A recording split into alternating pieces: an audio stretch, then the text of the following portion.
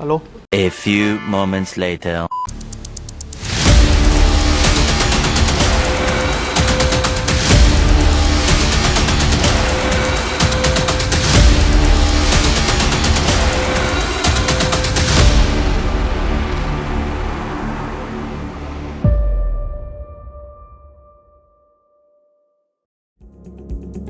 Chào mừng mọi người quay trở lại Forex, mình là Minh. Và như trong cái phần giới thiệu và cái phần tiêu đề của video này, mọi người sẽ thấy là hôm nay chúng ta sẽ đến một cái chiến lược giao dịch và một cái chiến thuật giao dịch mà nó sẽ nâng cao hơn so với những chiến thuật giao dịch mà chúng ta đề cập ở trong những kỳ trước.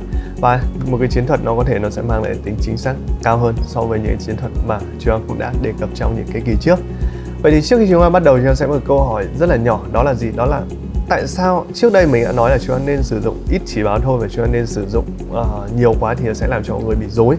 Mà trong ngày hôm nay mình có thể mình đưa cho mọi người đến tận cái chỉ báo đấy là 5 cái đường MA và một cái đường là RSI. Vậy thì nếu như chúng ta đã biết là mình đồng ý là khi chúng ta sử dụng nhiều chúng ta sẽ bị rối, nhưng một khi chúng ta biết cách kết hợp chúng một cách phù hợp và một cách hoàn hảo thì nó sẽ giúp cho mọi người loại bỏ được nhiều hơn những cái tín hiệu nhiễu và nó sẽ giúp cho mọi người đưa ra được những cái điểm vào lệnh nó sẽ đẹp hơn, tốt hơn và hiển nhiên là nó sẽ đem lại lợi nhuận cho mọi người, nó sẽ chắc chắn là sẽ nhiều hơn rất là nhiều so với trước kia. Vậy thì đầu tiên mình sẽ giải thích cho mọi người đó là gì? Đó là tại sao chúng ta lại lựa chọn cái chỉ báo là đường MA và tại sao nó lại đến tận 5 cái đường MA mà nó không phải là một bộ của những cái chỉ báo nào khác. Vậy thì như chúng ta biết được là gì? Đường MA dịch ra tiếng Việt lấy là đường trung bình, những cái đường trung bình động hàm số mũ. Và những cái đường trung bình động này nó có những cái biến động tương đối là nhạy đối với đường giá và hiển nhiên nó có thể đưa cho mọi người được những cái gợi ý về đó là gì, là xu hướng chính là gì, xu hướng ở thời điểm hiện tại là gì, và nó có thể giúp cho chúng ta đưa ra gợi ý là chúng ta nên vào lệnh ở đâu và chúng ta nên mở lệnh buy đâu, nên mở lệnh sell đâu. Và mình cảm thấy khá hài lòng với bộ 5 cái đường MA này. Còn đối với chỉ báo RSI thì mình đã giới thiệu với chỉ báo này rất là nhiều trong những cái chiến lược trước rồi. Hy vọng là mọi người nắm được sơ qua về cái chỉ báo RSI này. Tuy nhiên, nếu các bạn là người đầu tiên khi các bạn xem video này và các bạn chưa biết RSI là gì thì bạn thể xem ở trong những cái video của mình ở trên màn hình hoặc là ở trong cái phần mô tả của video này. Mọi người sẽ hiểu được là chỉ báo RSI là gì, công dụng của chỉ báo là gì. Rồi sau đó chúng ta sẽ có những cái chiến thuật nào chúng ta đã sử dụng được với cái chỉ báo RSI thì mọi người đều có thể mọi người sẽ theo dõi lại được.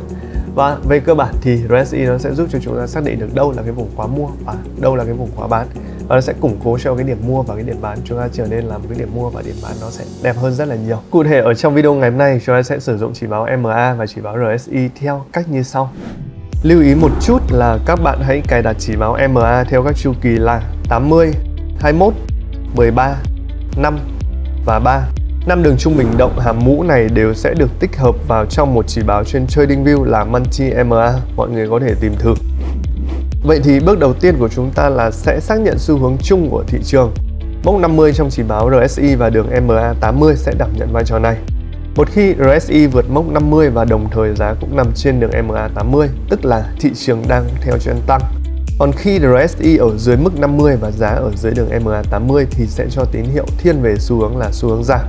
Tiếp theo chúng ta sẽ sử dụng đường MA 21 và đường MA 13 để chỉ ra xu hướng hiện tại, xu hướng nhỏ trong xu hướng chính. Ở đây mọi người hãy nhớ là MA 13 mà nằm trên MA 21 thì có nghĩa là chúng ta đang ở trong một xu hướng tăng nhỏ, còn ngược lại thì chúng ta đang là một xu hướng giảm ngắn hạn. Và cuối cùng hai đường MA khác với chu kỳ ngắn hơn là MA 3 và MA 5 sẽ được sử dụng nhằm tạo ra các tín hiệu vào lệnh.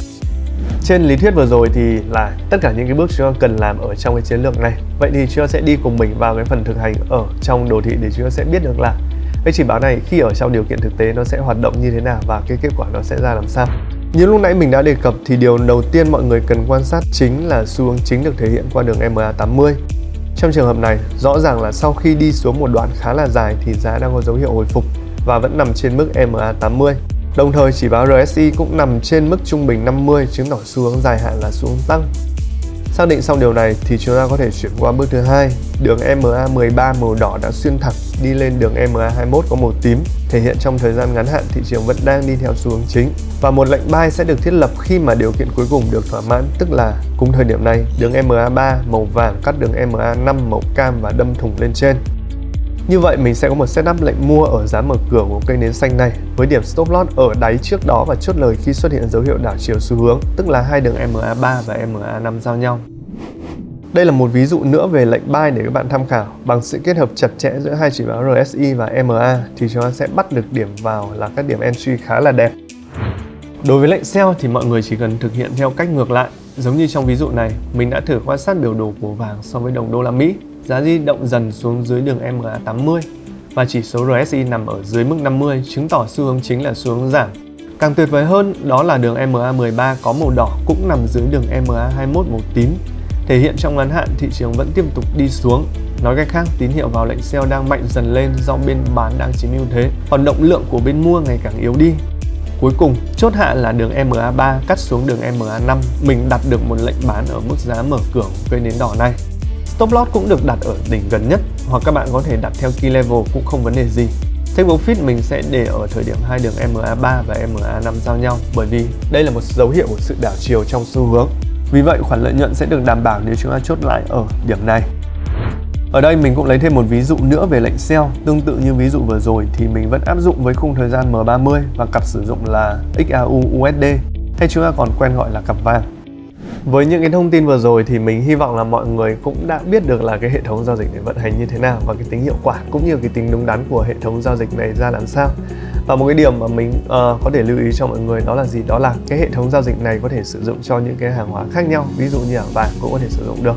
Và hai nữa là nó có thể sử dụng cho những cái khung thời gian khác nhau tùy vào cái mục đích sử dụng của mọi người. Tuy nhiên, có cái điều duy nhất mà mình vẫn luôn muốn nói với mọi người đó là gì? Đó là khi chúng ta sử dụng bất cứ cái chỉ báo nào và cái hệ thống chỉ báo này nó cũng không phải là ngoại lệ, chúng ta sẽ có những cái trường hợp chúng ta sẽ bị fail. Và khi các bạn gặp những cái trường hợp nào bị fail, các bạn thể nhắn lại cho mình và mình có thể giúp các bạn phân tích lại được đó là lý do tại sao nó bị fail và khi chúng ta bị fail thì chúng ta sẽ nên làm gì để cho khắc phục được những cái tình trạng đó.